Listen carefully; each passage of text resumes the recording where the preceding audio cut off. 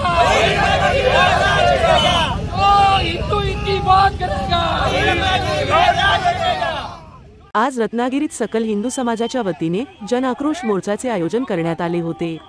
शहरातील मारुती मंदिर येथून या मोर्चाला सुरुवात होऊन हा मोर्चा जिल्हाधिकारी कार्यालय येथे गेला। मोठ्या संख्येने या मोर्चामध्ये हिंदू बांधव सहभागी झाले होते।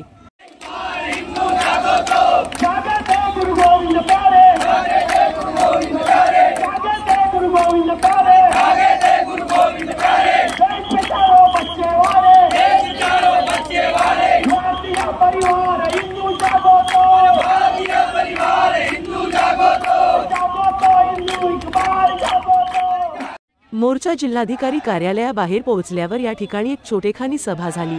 काजल हिंदुस्तानी यांनी या सभेला संबोधित केले। रत्नागिरी के हिंदुओं को चुप कर दो, बोलो कर सके क्या? ये नया भारत है और रत्नागिरी का हिंदू जाग चुका है। ड्रग मुक्त रत्नागिरी, भूमी अतिक्रमण, लव जिहाद मुक्त रत्नागिरीसाठी चलो रत्नागिरी असा नारा या मोर्चाच्या निमित्ताने देण्यात आला होता।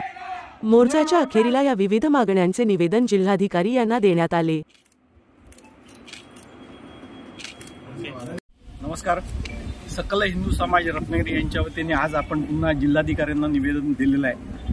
आज आमचा जो काही हिंदू जन आक्रोश मोर्चा होता तो मोर्चा संपल्याच्या नंतर आपण एकत्रितपणे सकल हिंदू समाज म्हणून निवेदन दिलंय। त्या निवेदनामध्ये आपण स्पष्ट उल्लेख केलेला आहे की शासकीय ग्रंथालयाच्या इथे जे काही अनाधिकृतपणे बांधकाम आहे ते 2016 सालचा कलेक्टरचा आदेश असून देखील आजपर्यंत कारवाई करण्यात आलेली नाही। ते त्वरित कारवाई करण्यात यावी तसं आम्हाला कळवावं आणि माननीय जिल्हाधिकाऱ्यांनी देखील आता आम्हाला तसं स्पष्ट केलेलं आहे, रिस्पॉन्स पॉझिटिव्ह दिलेला आहे की काही दिवसामध्ये आपण त्याचा शहानिशा करू आणि ती कारवाई करू।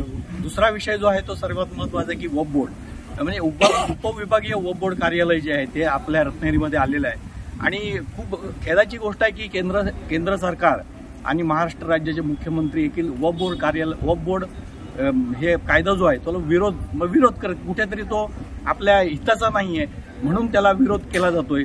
परंतु ही दुर्दैवाची गोष्ट आहे की असा वक्फ बोर्डचं उपविभागीय कार्यालय आपल्या रत्नागिरीमध्ये होतंय आणि हा सकल हिंदू समाज याचा निषेध करतोय। तर भविष्यात असा जर कोणी हिंदूंच्या हिताचं राजकारण करत असेल किंवा हिंदूंच्या हिताचं ह्या गोष्टी इथे व्हाव्या अशी आमची इच्छा आहे।